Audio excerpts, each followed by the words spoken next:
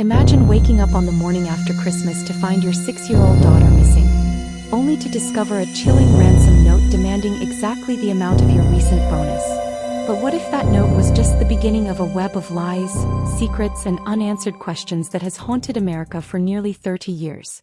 Welcome to the True Crime Report Cold Cases, where we uncover the mysteries that refuse to die. Today we're diving into the tragic murder of JonBenét Ramsey, a case that shattered a family's life and divided a nation. Stick around because by the end you might just have your own theory on who did it. In this video you'll get a full breakdown of the evidence, the suspects, and the competing theories that keep this case alive. You'll learn why DNA evidence exonerated some, but not all, and how mistakes in the investigation turned a holiday horror into an eternal cold case. Whether you're a true crime newbie or a seasoned sleuth, you'll walk away with insights that challenge everything you thought you knew. At the heart of this story is a burning question. Was JonBenét Ramsey killed by a shadowy intruder who slipped into her family's lavish Boulder home on Christmas night 1996? Or was the killer someone much closer? Perhaps even a family member staging a cover-up? This divide has fueled endless debates, lawsuits, and media frenzy. As we unpack the facts, ask yourself, could a perfect family hide such a dark secret, or was evil lurking just outside their door? Let's start at the beginning. JonBenét Patricia Ramsey was born on August 6, 1990 in Atlanta, Georgia, a name blending her father's first and middle names with her mother's. She was the younger of 2 children to Patsy and John Ramsey, with an older brother, Burke, born in 1987. John was a successful businessman, president of Access Graphics, a company that became a Lockheed Martin subsidiary. Patsy, a former beauty queen herself, entered JonBenét in child pageants, where the little girl won titles like Little Miss Colorado and National Tiny Miss Beauty. The family moved to Boulder, Colorado in 1991, living in a sprawling home at 755 15th Street. JonBenét was enrolled in kindergarten, living what seemed like a charmed life. But on December 25, 1996, that illusion shattered. The Ramseys had attended a Christmas party earlier that evening, returning home around 9 p.m. They put JonBenét to bed, or so the story goes. What happened next would launch one of the most scrutinized investigations in history. But first, let's talk about the ransom note that started it all, a note so bizarre, it might hold the key to the killer's identity. The next morning, December 26th, Patsy Ramsey descended the kitchen staircase and found a 2.5-page handwritten ransom note. It demanded $118,000, almost exactly John's Christmas bonus from the previous year. The note claimed a small foreign faction had JonBenét, warning against contacting police or she'd be beheaded. It ended with Victory, SBTC, initials that remain a mystery to this day. Despite the note's threats, Patsy called 911 at 5:52 a.m., reporting her daughter missing. Police arrived within minutes, but their initial search was cursory. No forced entry was found, though a basement window was broken and some doors were unlocked. Friends and family flooded the home, potentially contaminating the scene. Hours passed with no ransom call. Then around 1 p.m. John Ramsey and a family friend searched the basement. Behind a latched door that police had overlooked, John found JonBenét's body.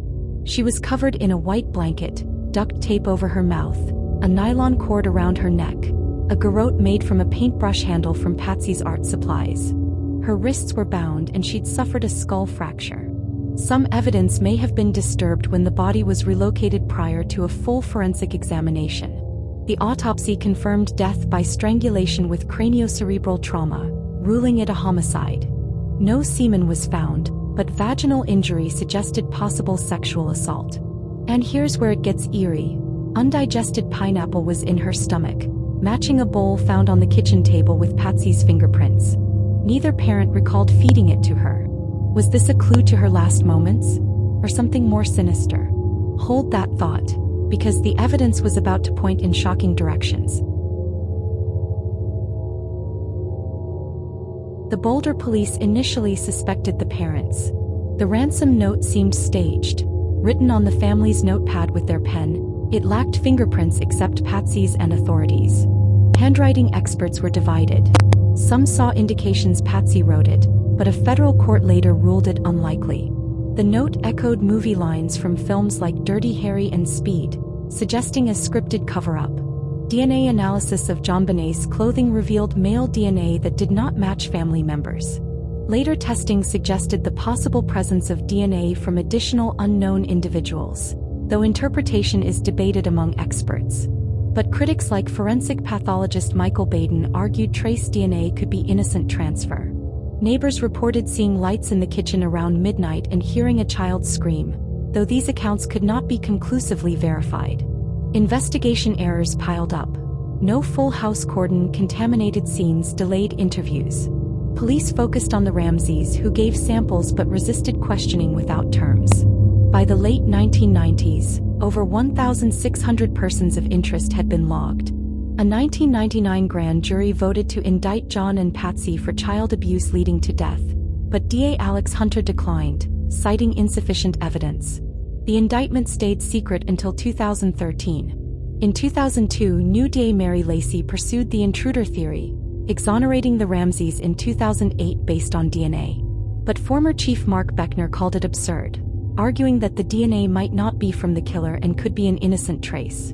The case bounced between police and DA, reopening in 2009 and 2010 with new DNA tech, but no breakthroughs. Why the flip-flops? That's where the theories collide. Two main theories dominate: family involvement or an intruder. Police stats show child homicides are often committed by family members or known caregivers, in about 70 to 80% of cases, according to FBI data. Some theories suggested the possibility of family involvement, including accidental injury or intentional harm, though these remain unproven and controversial.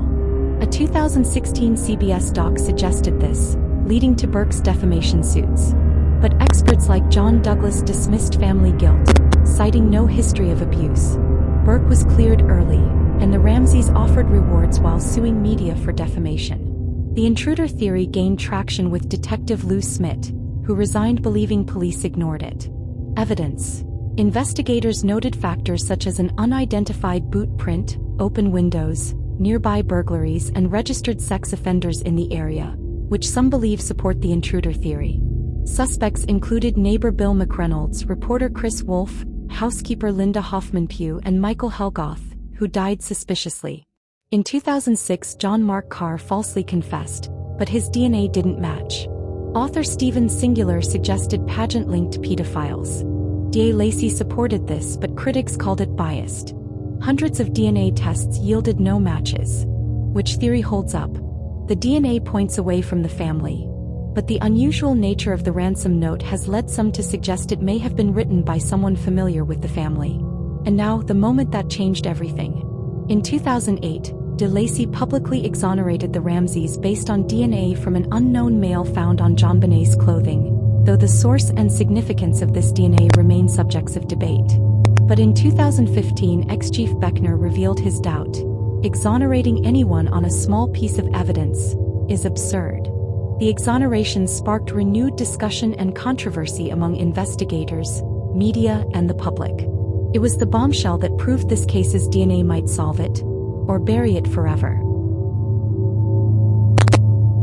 Nearly 3 decades later, JonBenét's murder remains a cold case with the Boulder Police Department, updating annually but yielding no arrests. Patsy died in 2006 of cancer, buried beside her daughter in Georgia. John and Burke maintain innocence amid ongoing scrutiny. The case illustrates the complex interplay of investigative errors, media coverage, and unresolved questions in high-profile criminal investigations. What do you think, intruder or inside job?